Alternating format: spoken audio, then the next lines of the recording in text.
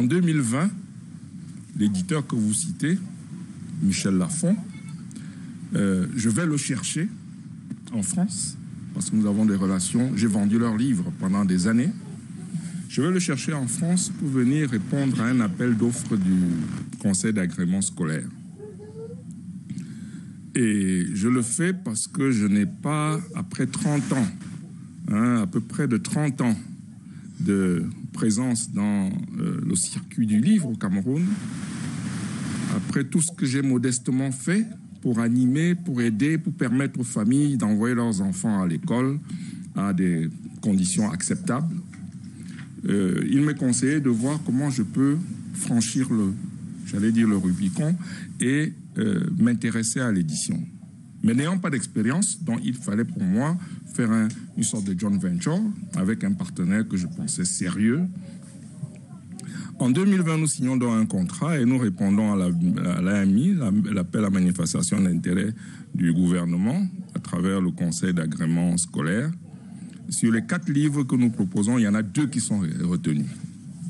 Donc, le livre de graphisme, la CIL, et le livre d'écriture du CP. Nous sommes co-éditeurs, c'est-à-dire que nos noms, tels que l'exige le cahier des charges, figurent sur les couvertures et à l'intérieur du livre et en 4e de couverture. Ça, c'est des exigences. Lorsque c'est fait, on vous donne un quitus pour produire le livre. Nous avons produit le livre. Mon partenaire était chargé de produire, de suivre le livre en impression parce qu'il était plus proche, parce que dans la répartition des rôles, c'était plus commode que ce soit lui qui le fasse. Et au moment donc du partage des bénéfices, parce que ça a beau être un produit de l'éducation, c'est un produit marchand. Il y a eu des investissements, j'y ai donné mes tripes et tout ce que j'avais comme économie. Au moment de répartition des bénéfices, je m'entends dire Ferdinand, parce qu'on se tutoie, hein, on est vraiment, c'était des gens, des amis, quoi. Ferdinand, attends un peu, si tu as des problèmes, on peut te faire des avances. Et je me souviens de Fatou Diom, l'écrivaine sénégalaise, qui, dans une interview, son livre le plus connu, c'est Le ventre d'Atlantique.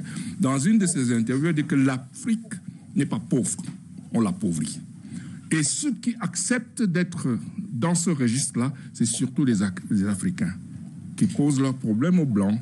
Et elle dit, si on vendait à l'Occident tout ce que nous avons au juste prix, si on s'imposait, eh bien, ils nous prendraient au sérieux. Si on achetait notre cacao, notre cobalt, etc., on nous prendrait au sérieux. Mais pourquoi donc je vais poser mes problèmes à un partenaire?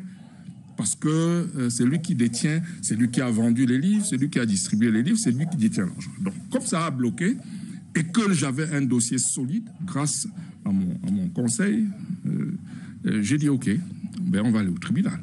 Donc, il y a 2 ans, nous avons saisi le juge des urgences, le président du tribunal de première instance de Yaoundé, Mfoundi, avec un dossier solide.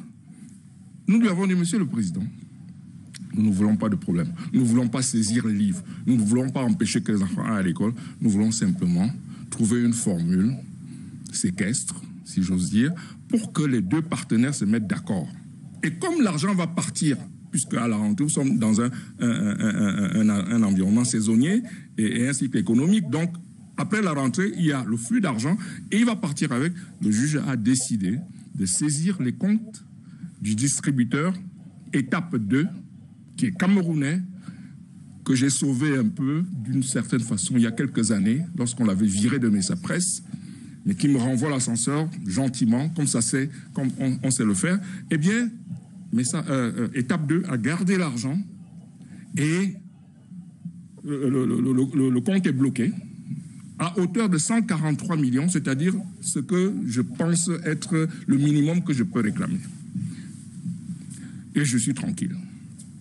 Il se passe que cette année qui est passée était une année très difficile pour moi et donc je n'avais pas la tête à suivre. C'est pour ça qu'on m'avait pas beaucoup vu. Je n'ai pas suivi.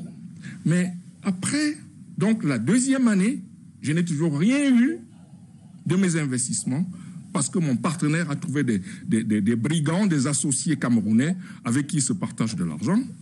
Deuxième année, je n'ai toujours rien eu. Je voudrais rendre grâce à Dieu parce que si je ne suis pas tombé ce jour-là, c'est parce qu'il m'a soutenu. Je vais dans une librairie. Vous avez failli avoir une crise cardiaque? Oui. Je vais dans une librairie, enfin une librairie éphémère qui est dans le hall du centre commercial Carrefour Place. Je vois mes livres qui ne portent pas mon estampille. C'est-à-dire qu'on m'a éjecté. Au-delà de m'éjecter, on a mis en place un système pour que je n'existe plus. Ne plus faire mention de ce qui a été. J'achète 10 livres de la CIL, 10 livres du CP, j'envoie les huissiers faire le constat. Le lendemain, je saisis le ministre à qui je voudrais exprimer toute ma gratitude, M. Luc Magloire Atanambarga, parce que tout de suite, il envoie sa brigade sur le terrain, parce qu'entre-temps, l'huissier a dénoncé, enfin les vendeurs ont dénoncé les sources. Parmi ces sources, il y a un certain NMI Education. C'est un libraire qui donne à l'huissier ses sources, les factures de NMI Education. Je l'ai entendu sur vos antennes, ce monsieur, dire qu'il ne vend pas les livres des autres. Et il a ajouté, s'il y a du faux, peut-être chez moi il y a du faux, je ne sais pas, je vais voir.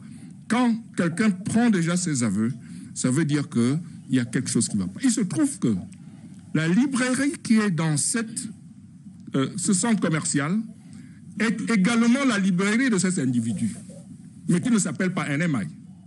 Donc, lui, il vend, il est éditeur, hein? Il est éditeur.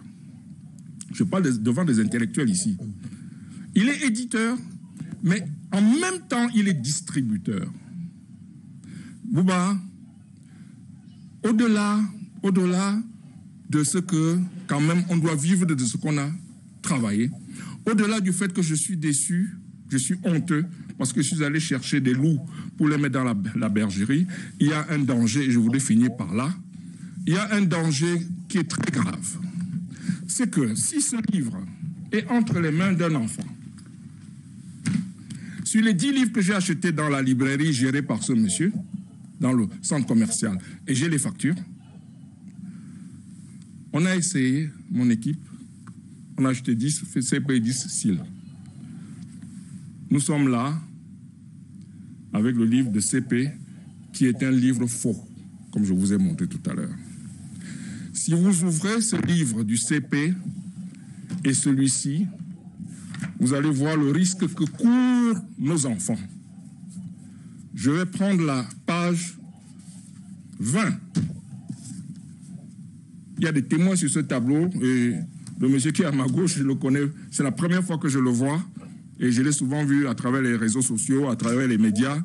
Il peut vérifier que la page 20, la voici. Voici le bon livre.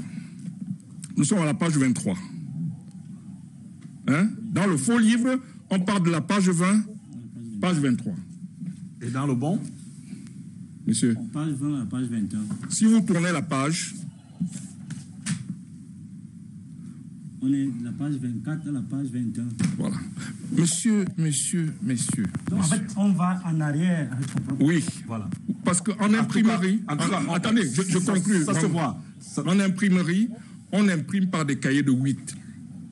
Et après, on découpe pour que ça soit A4. Dans la manipulation, dans le façonnage, on peut se tromper. Et comme il n'y a pas de crime parfait,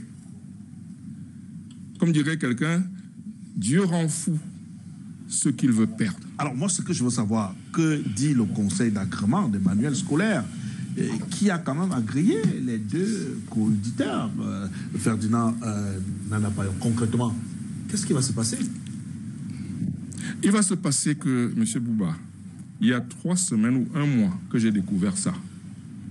Mais je n'ai pas voulu faire du bruit parce que je voulais que la rentrée se fasse et que je ne contacte les autorités que le lendemain de la rentrée. C'est comme ça que le ministre a envoyé sa brigade pour arriver à attraper les bandits. qu'est-ce qui va se passer? Il faut que le conseil d'agrément prenne ses responsabilités. Déjà, Michel Lafon doit être blacklisté de ceux qui vont venir faire des livres au Cameroun. Michel Lafon, je l'ai présenté à des personnalités dans ce pays. Il y en a certaines qui sont ses amis. Et je reviendrai dessus dans les moments opportuns. Ce qui va se passer, c'est que je vais demander, mon conseil a déjà décidé, pour ceux qui connaissent le code pénal, article 17, je crois, le conseil a déjà prévu de s'adresser au juge pénal, parce que ça c'est du faux, c'est un crime, et ceux qui sont des complices de ce crime doivent répondre de la même manière parce qu'ils sont des complices.